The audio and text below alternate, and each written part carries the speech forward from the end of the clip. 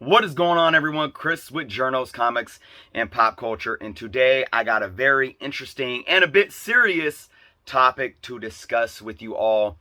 Last week, I actually did a video talking about an LCS that has recently lost my business as a customer for life. In this video, I explained the history of what I've experienced in this store, and I also explained the recent incident that basically forced me to make a decision to never go into that shop ever again.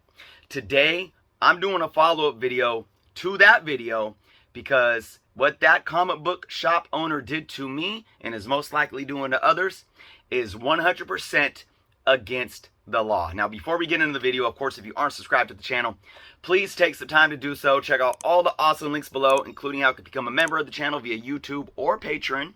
Check out both of those links. Check out my official Journos Comics merch link below as well. And of course, check out our link to our Comic Book Canon YouTube channel. Go give us a sub over there. We do live shows every Friday night. All right, let's talk about this. LCS's breaking the law. I'm going to give a quick review of what happened. I went into this shop and I was digging in the dollar bins and I pulled up an old beat up Vision and Scarlet Witch issue number 10. It's not even one of the key issues. It was really beat up, maybe a very good condition, and a really beat up bag, no board. And I brought it up. The owner looked at the book when I was ringing it up, was ringing my other books up, and said, "Yeah, I can't sell this to you for $1.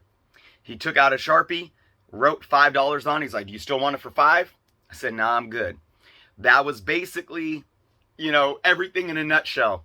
I talked about why this is problematic from a business standpoint, but today I'm going to read you actual California penal code that proves that what this individual did was completely against the law. And then we're going to talk a little bit about other situations that may look like this but aren't like this, that aren't necessarily breaking the law, and how we can hold our shops accountable. So this comes down to the fact that a retail product that has a price tag sticker on it, that sticker cannot be changed between the time of it being on the shelf and stickered with that price next to being brought up to the register and sold.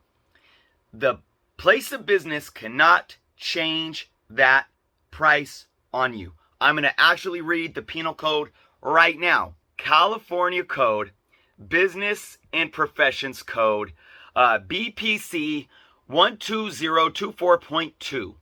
A. It is unlawful for any person at the time of sale of a commodity to do any of the following. 1. Charge an amount greater than the price or to compute an amount greater than a true extension of a price per unit that is then advertised, posted, marked, displayed, or quoted for that commodity. 2. Charge an amount greater than the lowest price posted on the commodity itself or on a shelf tag that corresponds to the commodity, notwithstanding any limitation of the time period for which the posted price is in effect. B. A violation of this section is a misdemeanor punishable by a fine of not less than $25, not more than $1,000, by imprisonment in the county jail for a period not exceeding 1 year, or both, if the violation is willful or grossly negligent, or when the overcharge is more than $1. I'm going to come back to that specific point here in a minute, but let me finish up here. C. A violation of this section is an infraction punishable by a fine of not more than $100 when the overcharge is $1 or less. D. As used in subdivisions B and C, overcharge means the amount by which the charge for a commodity exceeds a price that is advertised, posted, marked, displayed, or quoted to that consumer for that commodity at the time of sale. All right, let me explain what that means. Sticker price, as quoted, everything. So I had a book that was in a dollar bin. All right, it was in a bag, but it didn't have a price tag on it. But you know what was marked? The bin that it was in. That counts as a price quoted and marked for that item. All right? So what this comic book shop owner did was change the price that was quoted at time of sale, at the POS, at point of station when I was paying, right?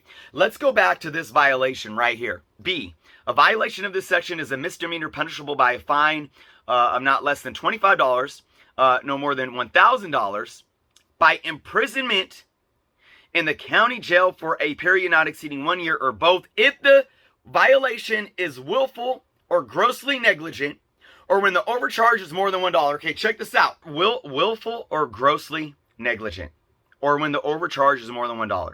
So let's go to the latter here. When the overcharge is more than $1, the price was marked at $1. He tried charging me $5.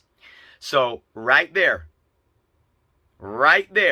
he broke violation B, which is punishable to up to a year in county prison. Right there, because it was a $4 upcharge. Okay? Now, willful or grossly negligent. All right, so let's look at the definition of this.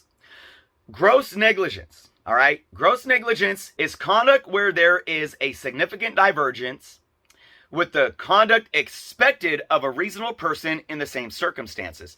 Willful negligence is a type of behavior that is right below intent. Meaning, they don't even need to have intent to be willfully negligent. The intent doesn't even need to be there. It's kind of in this, riding this fine gray area. This comic book shop owner had not just willful negligence, but willful intent. It was his intent. He intended to say, I cannot charge you what I have this marked at. I'm going to charge you more if you want this book. So going back to the violation, he broke it by it being 4 times the dollar amount, and by not only willful negligence, but willful intent.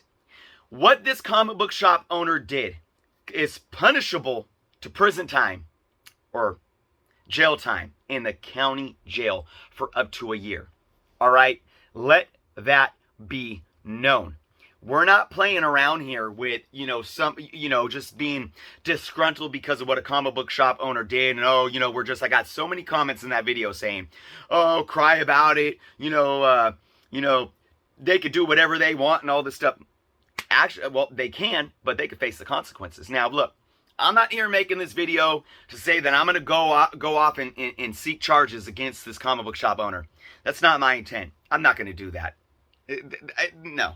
That is not why I'm here.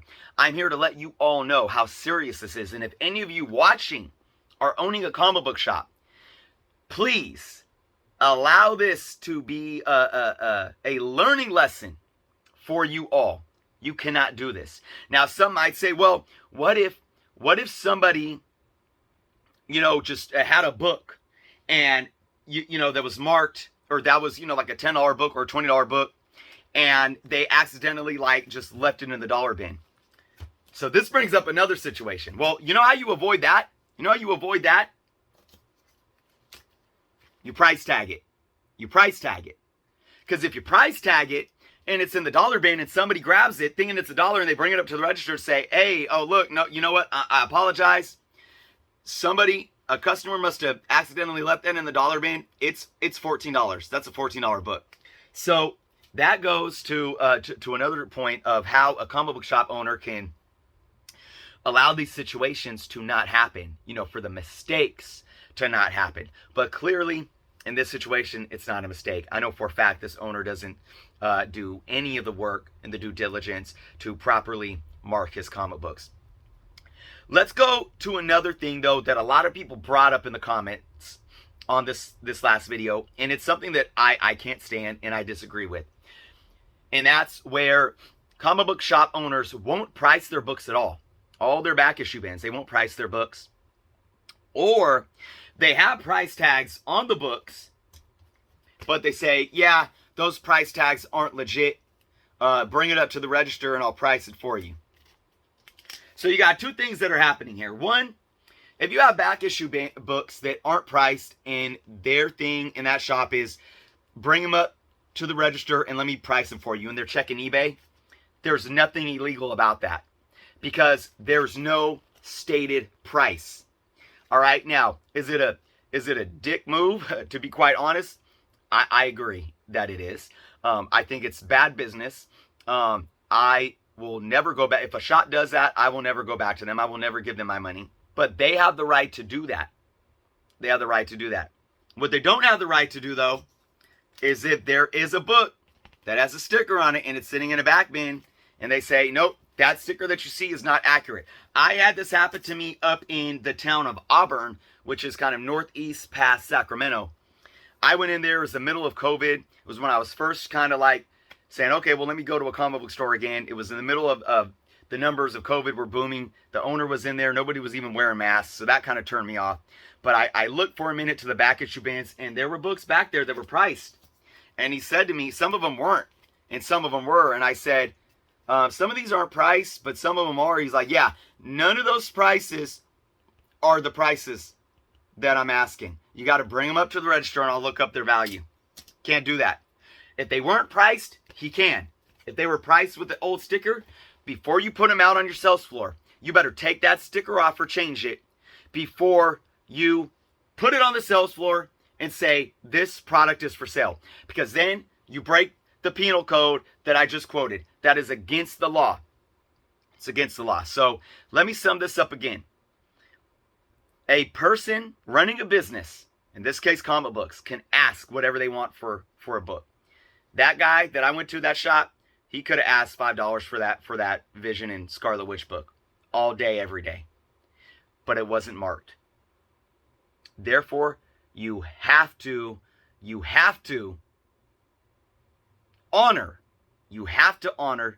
the price that it was marked at, and that price was $1. Otherwise, it's against the law.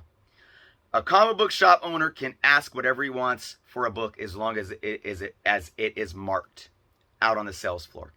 If it's not marked out on the sales floor, he does have the wiggle room to allow you to bring it up to the register, and he can look up on eBay all he wants. It's up to you as a consumer to say, I'm going to take the time to allow him to do that, and who knows, maybe hit me with an outrageous asking price. It's up to me to make a sound decision if I want to purchase that or not. What a comic book shop owner and store cannot do, though, is have a price tag on a book, whether it's on the book, whether it's on the bag of the book, or whether it's on the box that the book is in. If there is any price stated and you bring that book up to purchase it, and the comic book shop workers, management, or owner changes the price on you, it is 100% illegal. If it's even under $1, even if he tries to say, nope, it's not $4, it's $4.50, that is illegal, and it is a finable misdemeanor offense. If he tries to upcharge you by $1 or more, or by more than $1, it is illegal to a finable offense and up to 1 year in the county jail. Guys, that's how serious this is. That's why I brought it to my attention. That's why I will never return to that comic book shop. So, with that being said, I'm going to end the video here today. If you all have any questions or any thoughts, of course, leave comments below. I would like to continue this discussion to see what you all think. And again, I am in California. I want to clarify that. I am in California. This is California Penal Code. I don't know what it's like in all other 49 states or maybe in Canada or overseas, but I recommend you, especially if you have a shop in your area that may be, doing things similar to this, look up the code, look up the law, and hey, have a conversation with your local LCS if you want to hold them accountable. So, with that being said, I appreciate you all for watching. Thank you for being here. Again, if you aren't subscribed to the channel, please take some time to do so. Be well, and until next time.